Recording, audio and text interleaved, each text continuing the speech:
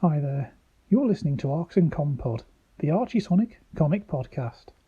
I'm your host Nathan, and together we'll be experiencing the highs, the lows, and the downright weirds of the Archie Sonic the comic series. Today we'll be covering issue 6, so as we usually do, let's begin with the cover. This cover begins the comic with a bang, quite literally, as we see what appears to be a huge steel volcano in the background exploding violently. From the mouth of the volcano, we see two steel rails extending out over boiling lava and into the foreground, with a pinball flipper nearby. Running along these rails, we see Sonic himself, looking panicked as he rushes away, his feet a blur, and oddly he's wearing clothes. It's only one piece of clothing, however, an oversized purple and yellow tie with a palm tree on it. We have a speech bubble too, with him announcing that Sonic Spinball is hard enough without him having to wear it. In case it somehow wasn't obvious by now, it looks like we'll be getting a special tie-in issue for the release of the Sonic Spinball video game. We move on to the first page as we discover the title for our story. Sonic the Hedgehog in The Spin Doctor. Sally announces that Sonic the Hedgehog will lead us into battle. As is tradition at this point, Sonic's name has the same design as the cover at the start of the story, so it can serve as part of the title. There's a nice little touch here, as the "in" of the title is on a pinball flipper. You know, in case you somehow already forgot that we're heading for a tie-in here. Sonic is leading the Freedom Fighters and orders them to follow him. Tails is flying forward, both fists outstretched. Rotor is jogging along with a hammer, ready to do some damage. Sally is running behind Sonic, with Bunny at her side yelling, "Charge!" while Antoine is bringing up the rear with his sword held aloft. It looks like the Freedom Fighters are finally taking the fight to Robotnik here, with a very confident and aggressive start to the story. On the next page we find out that, despite being in the gag era, this isn't just building up to a joke. They really are bringing the fight to Robotnik. They approach Robotnik Inc., Inc. spelled with a K instead of a C again for whatever reason, as Sonic announces that their surprise attack will shut down Robotnik's factory once and for all. Then we get a view from in front as they all come to a screeching halt, all looking stunned as they kick up dust beneath their feet from their sudden halt. There's a large wooden board on the door saying, "Shut down once and for all," and Rotor chips in with, "Wow, that was fast." It's a nice try, Rotor, but I don't think you can all take credit for shutting this down. There's also a note nailed underneath the sign with Sonic's name on it. Sonic reads the note aloud, and it's from Robotnik, informing them that he's moved his base operations deep inside the active volcano of Mount Mobius, and warns Sonic that stopping is impossible, so he shouldn't even try. Sally immediately calls the note out on what it clearly is, a trap. And Rotor agrees, telling Sonic not to fall for it. Yet Sonic has barely let them speak before he zooms off to take on Robotnik. Sally gives a defeated sigh and says she might as well be talking to the wind, and Rotor agrees that she basically is. Rotor, Tails, Sally and Antoine are all cringing away from the blast of wind as Sonic races away, and if you look closely here, Antoine's hair has been caught in the breeze and has been lifted from his head. Once again, I'm starting to wonder how much of this is a joke, and how much of this is Antoine genuinely having a toupee. Sonic finds himself standing before a giant fortress, surrounded by boiling lava. The only way in seems to be the twin rails that lead into the black cavern of the entrance, and the top of the fortress has gone full 90s cartoon villain by being carved vaguely into the shape of Robotnik's face, moustache and all. Sonic refers to this towering monstrosity as Robotnik's Veggie Fortress, as he wonders what the rails are for, and there's even a little arrow sign pointing to the floor by him saying, "You are here." Not sure how necessary that sign is, but I guess any kind of guidance is nice, even if it is ultimately useless. We find out that Robotnik is watching Sonic through his cameras, however, and he's only too happy to show Sonic what the rails are for. "Allow me to show you, Mr. Soon-to-be-deep-fried Hedgehog." Robotnik cackles as he hits a button, which triggers the pinball flipper near Sonic and smacks him into the air. We get a few whoop and yipes from Sonic as he bounces across the lava, before realizing the rails are basically pinball rails, and that means he can use them. He speeds along the rails, using them to avoid the lava, as he heads into the base to find Robotnik. To think, if Robotnik had just altered the angle of the pinball flipper, he could have been rid of the hedgehog once and for all by letting the lava take care of him. Oh well. I suppose it wouldn't really fit Robotnik's style anyway. After all, it's not just about winning, it's about destroying your opponent in a fitting way to show you're truly superior. It turns out that everything is going just as Robotnik planned, however. He wanted Sonic to enter the Veggie Fortress, which is also what Robotnik is calling it now. So I guess that's its name rather than just a weird insult Sonic came up with. Weird. Robotnik is already celebrating what he sees as his inevitable victory, because once Sonic is eliminated, his fortress will roboticize the planet and Robotnik will rule at last. Again, really seems to be screwing himself over here. If his fortress can roboticize the planet, then perhaps telling Sonic where he wasn't the best idea. He could have just kicked off his plan without interference. I guess he just can't stand the idea of winning without Sonic knowing he's lost, I suppose. Back with Sonic, we see him running along the pinball rails, musing that the pinball defense system reminds him of Casino Night Zone. I guess that's true. There were certainly pinball flippers there, but that's really the only similarity here. This place looks nothing like Casino Night Zone. There's fire in the background, a lot of the floor is a huge pile of pink radioactive sludge, and we see a few radioactive barrels floating around in the sludge. Sonic finds himself wondering if there are also some mutated robots around, and nearby we see the snickering form of a big green lizard with a long neck, confirming that yes, there are. The lizard badnik suddenly reaches out and bites down on one of Sonic's quills to pick him up and introduce himself as Rexon, or as his enemies call him, Oop. I guess that's a joke about that being the noise enemies make when Rexon appears and grabs them. We also get an editor's note about the introduction, letting us know that Rexon has no friends. Despite not having friends, however, he does have people he works for, it seems, because he carries Sonic over to introduce him to the boss of the zone, Scorpius. Scorpius is a scorpion badnik, which you could probably imagine from the name, but what you might not be expecting is its face. Remember how the fortress was designed to have Robotnik's face on the front? Well, Scorpius is the same. That's right.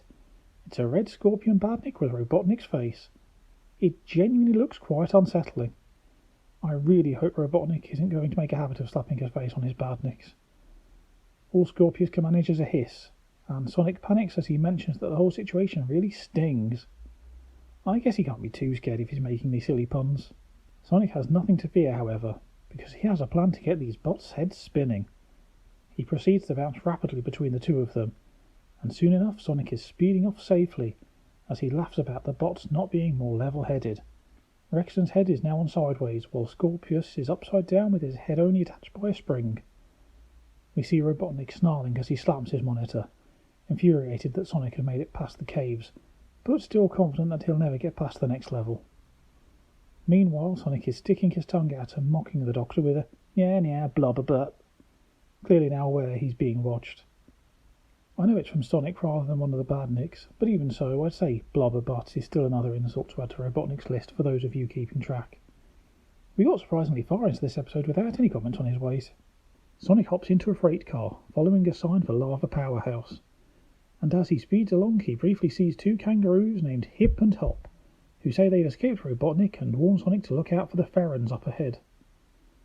I don't really remember seeing them in the Spinball game, so they just seem like very random one-shot characters. But hey, at least they're not Alan Cal.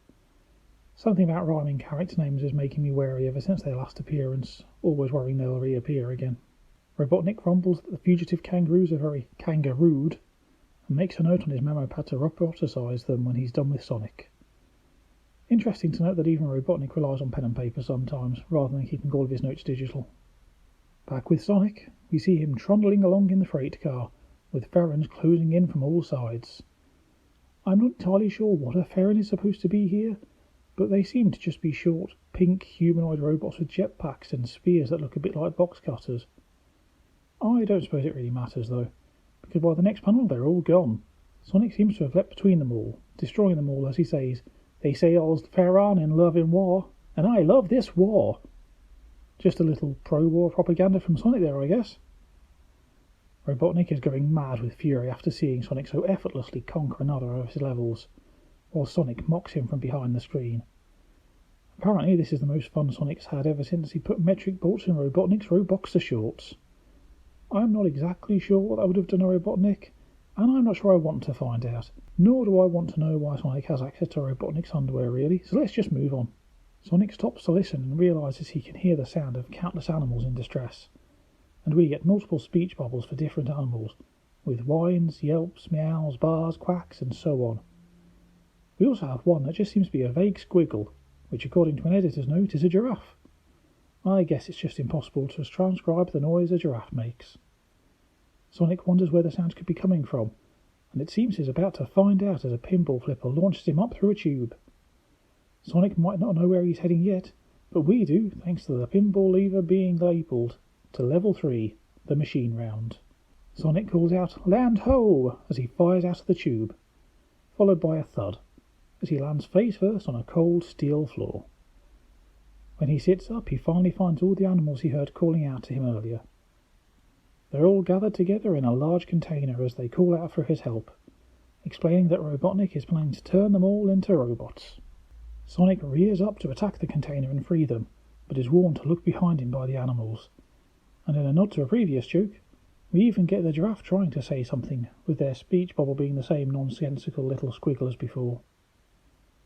Sonic hesitates as everything suddenly seems darker, and then moves just in time to avoid a large, toothy plant head that tries to chomp down on him. Sonic bounces away with a leaping blizzard, a huge hedgehog-munching plant. We then find out there are a bunch of them in fact, though weirdly they seem to be floating plant heads without any stems or bases. Creepy. Sonic has an appointment to keep with their boss though, as he races off through a large circular door which, according to the sign above it, leads straight to Robotnik. It seems silly for Robotnik to so obviously direct Sonic to him, but as the door slams shut behind him, we find the door has a big "Not" painted on it. Looks like it was a trap. It looks like Sonic is, in his own words, trapped like a robo-rat. Robotnik appears on a monitor, telling Sonic he nearly got through the fortress, but better luck next time. With that, a spring labelled "Game Over" launches up from the floor, shooting Sonic off and up through the roof of the fortress and back outside. Sonic swears that, as his friend Arnold says, "I'll be back." Of course, as long as he can actually survive the fall now he's been launched through the sky. Fortunately, we find out that Princess Sally put Tails on hover patrol just in case, so he flies over in time to catch Sonic in mid-air and prevent him from perishing in the boiling lava below. Sonic congratulates Tails on his good work, but he has a feeling it won't be his last trip into the volcano. With that, we come to an end of this tie-in story. Oddly, with Robotnik seemingly the victor. I suppose the idea is that you now have to buy the game for yourself and complete it to save the day. We also get an editor's note, letting you know to write in if you want to see more Spinball in the comics. How about you? Did you enjoy this little tie-in story? Personally, I wasn't a huge fan. It all felt a little rushed, and honestly, Spinball isn't even one of the better Sonic games. I also always prefer it when the extended cast get involved, whereas here we were focused purely on Sonic and a little bit on Robotnik. Maybe your opinion differs though. As always, feel free to email in or drop a comment on the episode and let me know what you thought about our first official video game tie-in story. Next we move on to a one-page mini-story, this one titled, "Here Comes the Bribe." Sonic is reaching into his mailbox full of Sonicgrams, and it's time to read another complimentary fan letter. Yet Sonic cannot believe what he reads when he opens up a letter. Brandon Twilly of Milford, Delaware has written in, saying he wants to see more of Antoine. Sonic lets out a stunned "What?" as he stares, utterly stunned, at the letter. He reads on, though he's not happy about it, as Brandon describes Antoine as the noblest freedom fighter of all, because he's brave, loyal, puts up with Sonic's jokes. And aside from the bravery there, honestly, it's all pretty accurate. Maybe you're right, Brandon. Maybe Antoine is the noblest of all the freedom fighters after all. Brandon mentions that Antoine even pulled Sonic's fat out of the fire more than once, with a little illustration of Antoine parachuting through the sky and catching a free-falling Sonic. Apparently this really happened too, according to the editor's note, which lets us know that this scene occurred in issue 2 of the mini-series that came before the comic. As Sonic reads on, Brandon even suggests that the comic book title should be changed to Antoine, and now Sonic's completely convinced something fishy is going on. Anyone who paid close attention to the title might have an idea of what's coming up here. Sonic opens the door to Antoine's dressing room and finds him writing a letter of his own, to Brandon no less. Antoine is thanking Brandon for the letter, which Antoine asked him to write, and Antoine is also enclosing a cheque.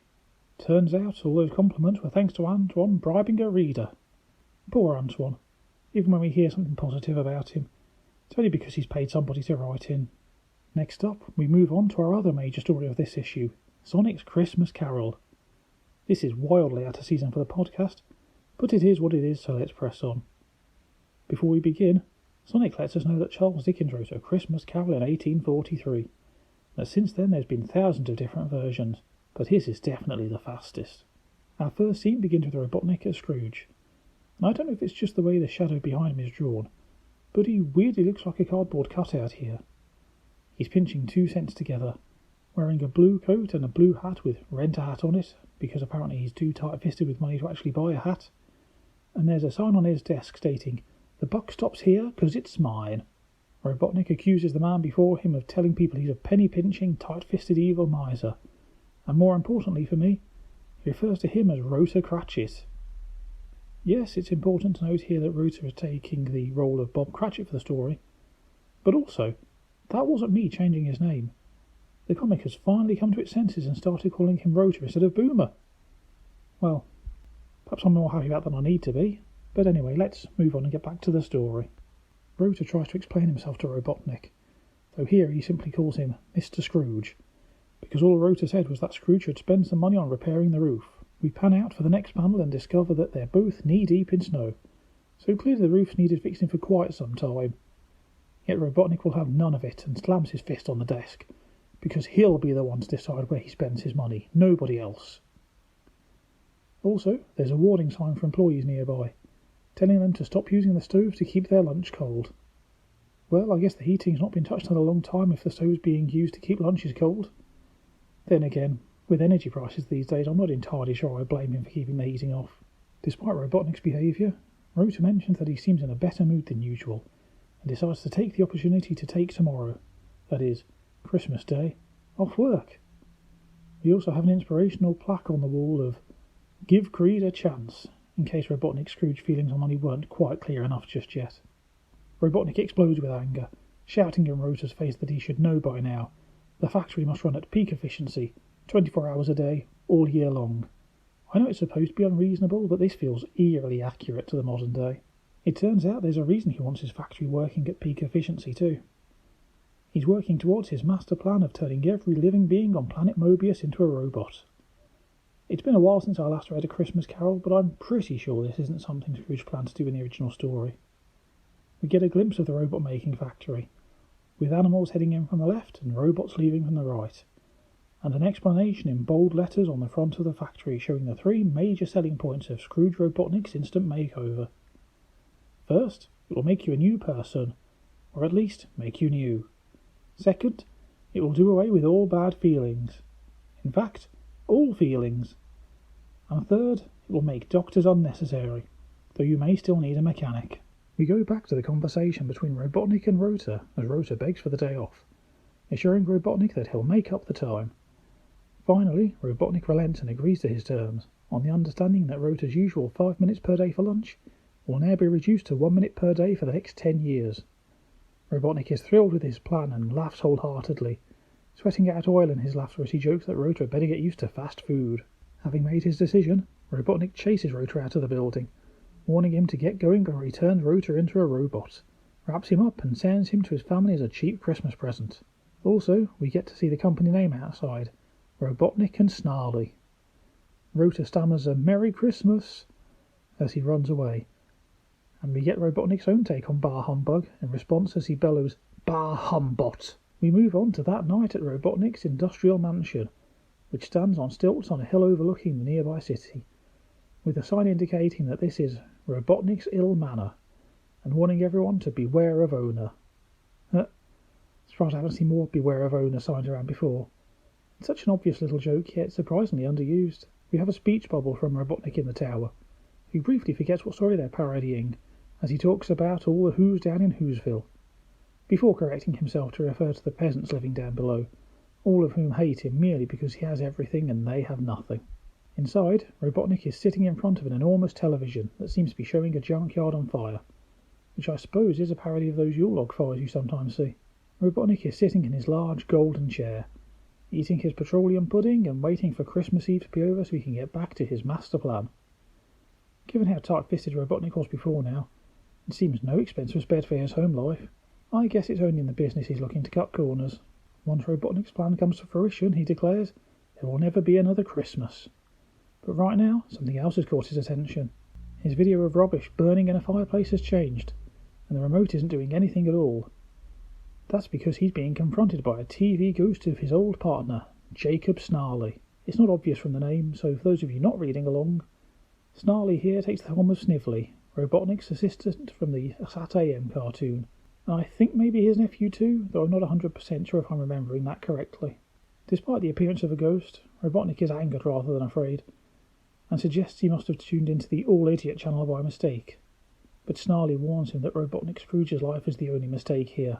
For years, Snarley helped him turn living beings into robots, and now he's doomed to life as a TV ghost, going from TV set to TV set. To make it clear just how terrible his life is, he adds, "Oh, when I think of all the infomercials I've been forced to watch." Snarley lets out an agonised groan, and instead of Marley's chains in the original story, Snarley here has oil cans chained to his wrists. Robotnik covers his ears at the noise and demands to know why Snarley is doing this, and Snarley explains he's come with a warning.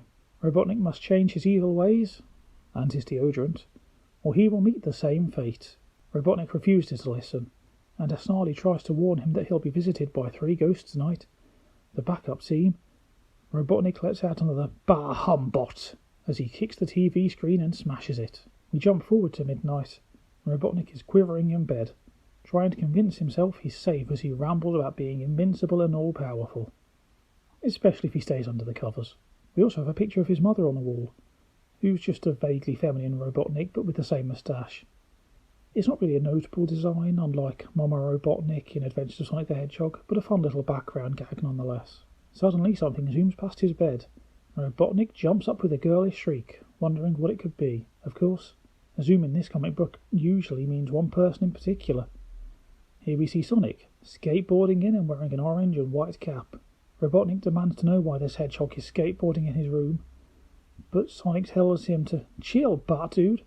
I am the spirit of Christmas past, and he's here to take Robotnik to visit his own past. Robotnik refuses and tells him to leave, but Sonic isn't having it. He grabs Robotnik by the hand before the two of them blast out of the window and into the past. Sonic reminds Robotnik that nobody will be able to see or hear him, and mentions what a pleasant thought that is, as we get to see a little Robotnik. It's basically just Robotnik shrunk down, though he doesn't have the moustache anymore, and as a result looks much more robotic and somehow much more evil. Little Robotnik is skipping along with an evil grin, singing Jingle Butts, as we visit Robotnik's first Christmas with Sonic and Uncle Chuck. He knew they grew up together. You'd think Robotnik might have recognised the spirit of Christmas past if he grew up with him. Uncle Chuck tells little Robotnik and Sonic to finish trimming the tree while he prepares lunch, and this gives the young Robotnik a wonderful evil idea. He'll use Uncle Chuck's tractor to knock down the Christmas tree and pin the blame on Sonic. He charges forward on the tractor, while the young Sonic stands by the tree looking surprised. Meanwhile, the older Robotnik looks on fondly, laughing that even as a boy he was wonderfully rotten. That brings us to the end of part 1 of the story, though as is tradition, it's straight on to part 2 with no break in the middle. We see Sonic spinning in rapid circles around the Christmas tree, digging a ditch around the tree to protect it from the tractor, and little Robotnik takes the time to explain what we're seeing as well.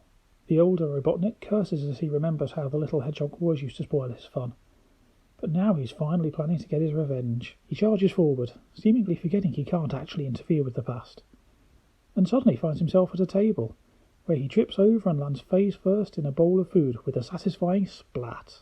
Also, I've just noticed he seems to be barefoot through all of this, and his legs seem to be metal, so maybe this Robotnik is a full robot. I'm still not entirely sure at this stage. Robotnik complains about the Christmas mush as he lifts his head, wondering where he is, but Sonic's happy to explain. They now find themselves in the home of Rotor and his family, and Sonic is now the spirit of Christmas present, as illustrated by him being dressed as a big Christmas present. Seems weird they wouldn't use the rest of the cast for the other spirits, but oh well. Tails is flying over, wearing a blue outfit, which I think would make him Tiny Tim here, though he seems in pretty good health as he flies over carrying a huge package marked, "Do not open till Christmas." Robotnik, seemingly now once again realising he can't be seen or heard, laughs gleefully as he announces he knows what it is. The bomb he mailed to Rotor and his family of freedom fighters. Rotor is wondering who might have sent it, but Sally is confident it was Robotnik, because only he could afford to send a gift, and she doesn't look happy about it. She's dressed in an old purple Victorian dress, which I suppose is again a nice little nod to her royal lineage, as I think purple would have been reserved to the upper classes given how tough it was to get purple dye, making those clothes much more expensive. Bunny, on the other hand, is wearing a much simpler brown dress, while Uncle Chuck is wearing a red top hat and jacket, and, like most of the guys when they wear clothes, is wearing nothing on the bottom. Maybe not the smartest move, being half-dressed is just making the remaining nudity stand out an awful lot more. Tails, still handling the gift, mentions it looks like a turkey, to which Bunny responds, "The gift of Robotnik." A witty response, and I did chuckle a little. Uncle Chuck suggests opening the gift to find out, while in the foreground the evil, red-eyed silhouette of Robotnik urges the fool to open up the gift. Suddenly, Sonic rushes into frame. The real Sonic, that is, not the spirit accompanying Robotnik. He grabs the present, saying that if it is from Robotnik, then they can't risk opening it, so he's just going to mark it as returned to center. Robotnik looks utterly dismayed as he watches his plan fail with a "What?" Robotnik is sick of Sonic meddling in his schemes and reaches out to grab him, but the spirit stops him, reminding him that he can't see or hear him anyway, and besides that it's time to move on. Robotnik refuses, however. He's not going anywhere else tonight. All of this is giving him motion sickness, and he wants to be put back right away before he... As he trails off, the panel changes, and Robotnik finds himself standing in the midst of a big, empty city with smog covering the sky, as he wonders where he is and where the spirit disappeared to. Robotnik isn't alone for long, however, and soon sees a large, elderly man in blue, struggling with his cane as he hobbles along all alone. Robotnik laughs at the ridiculous-looking old coot, only for another new Sonic, this time dressed in a yellow robe and hood, to come along and explain that the old coot happens to be Robotnik Scrooge himself.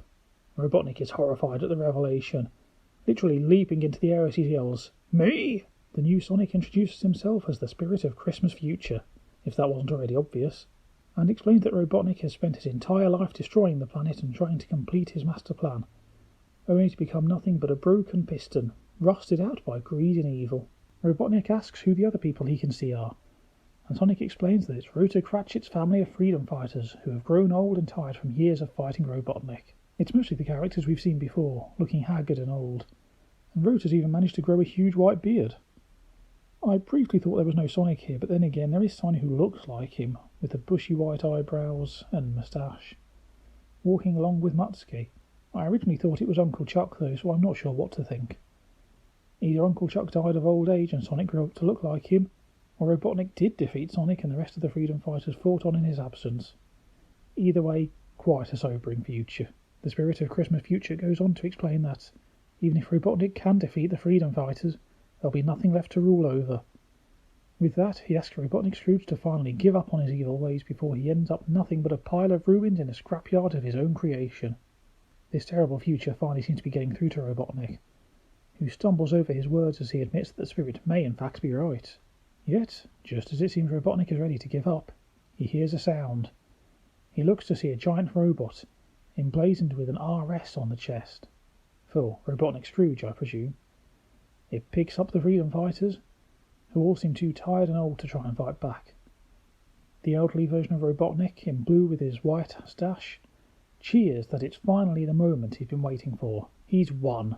The present Robotnik joins in the celebration, pulling the hood over the ghost of Christmas Future's head, with a sinister grin as he yells, "Hear that, you futuristic fathead!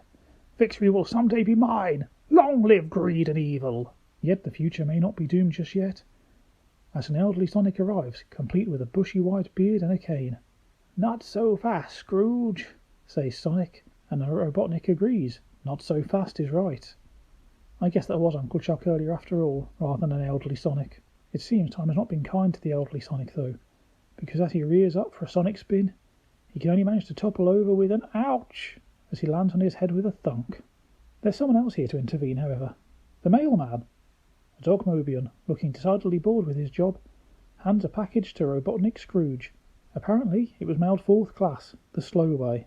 The package is marked return to sender and... looks suspiciously familiar. The present Robotnik realises what's happening. It's the bomb he sent to Rotor and his family 60 years ago, and that Sonic mailed back to him. He rushes to stop his future self, warning him that if he opens it, he'll be blown to...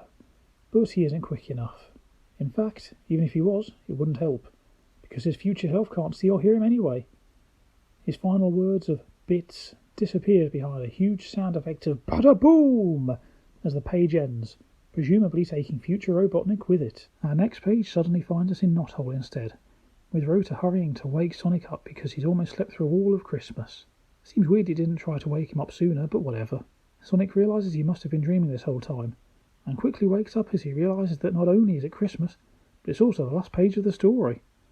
He takes off at warp speed, because it will give him just enough time to do something very important. What, you might wonder? Well, we find out in the last panel. Sonic is passing by overhead in a giant sneaker-shaped sleigh, being pulled by magical reindeer as he wishes the readers happy holidays from him and all the freedom fighters.